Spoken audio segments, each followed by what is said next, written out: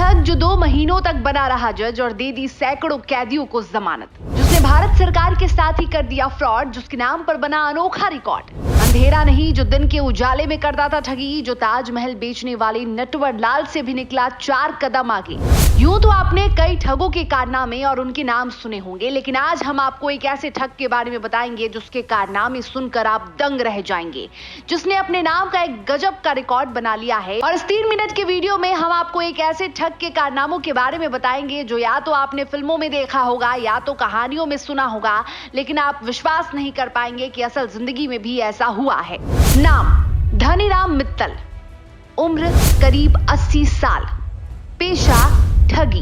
आपने ठग नटवर लाल की कई कहानियों को तो जरूर सुना होगा, जिसने ताजमहल और लाल किले तक को बेच दिया था और संसद भवन को बेचने के लिए तो उसने राष्ट्रपति के फर्जी हस्ताक्षर तक करवा लिए थे, जिसने सरकार तक की नींद उड़ा रखी थी। करीब 400 लोग उसकी ठगी के शिकार हुए थे। नटवर लाल के बाद कोई भी उस ठग की तरह शातिर नहीं निकल सका, उस तेज दिमाग का नहीं निकल सका। लेकिन आज हम आपको एक ऐसे सुपर नटवर लाल के बारे में बताने जा रहे हैं जिसका नाम है धनीराम मित्तल।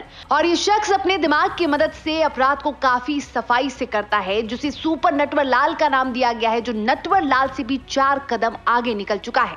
एक ऐसा शातिर ठग जिसने किसी और को नहीं बल्कि भारत सरकार को भी बेवकूफ बनाया है। धनीराम को हिंदुस्तान का सबसे शातिर चोर माना जाता है। बेहद शातिर दिमाग वाला यह शख्स धोखाधड़ी से करीब 2 महीने तक जज की कुर्सी पर बैठा रहा और फैसला भी सुनाता रहा। लेकिन हैरानी की बात यह है कि इस जालसाजी का किसी को पता तक नहीं चला। दरअसल धनीराम ने फर्जी कागजात बनाकर हरियाणा के कोर्ट के एडिशनल स्पेशल जज को करीब 2 महीने की छुट्टी पर भेज दिया था। फिर उसी जज की कुर्सी में वो खुद बैठ गया। लेकिन मामले का खुलासा होने से पहले धनीराम फरार हो चुका था और उसके सुनाए फैसले के बाद रिहा किए गए कई कैदियों को फिर से जेल की हवा खानी पड़ी थी। और ये कोई आम ठग नहीं बल्कि लॉ ग्रेजुएट ठग है। कहते हैं कि धनीराम ने LLB की भी पढ़ाई की थी। हेड राइटिंग एक्सपर्ट और ग्राफोलॉजी की डिग्री भी उसके पास थी, यानी वो काफी पढ़ा लिखा और डिग्रियों वाला चोर था। उसने अपनी इस डिग्रियों का इस्तेमाल चोरी की वारदात को अंजाम देने के लिए भी किया था और इसी के बदौलत वो चोरी की गाड़ियों का फर्जी कागजात तैयार करता था और फिर उसे बेच देता था। एक बार धनीराम को पुलिस ने चोरी के मामले में गिरफ्तार कर अदालत में पेश किया। इस दौरान जो जज थे उन्होंने धनीराम को कई बार कोर्ट में देखा था। धनीराम को फिर कोर्ट में देखकर जज ने उसे अदालत से बाहर जाने को कहा। धनीराम उठकर चला गया और फिर वहां से फरार हो गया। इतना ही नहीं, इस ठग ने कई लोगों की भी नींद उड़ाई थी। बता दें आपको कि धनीराम ने अब तक 1000 से ज्यादा गाड़ियां चुराई हैं, लेकिन असल चर्चा तो तब हुई थी जब ये ठग जज बन बैठा और 2000 अपराधियों को आजाद कर दिया था। कहा जाता है कि धनीराम ने महज 25 साल की उम्र में ठगी को अपना पेशा बना लिया था।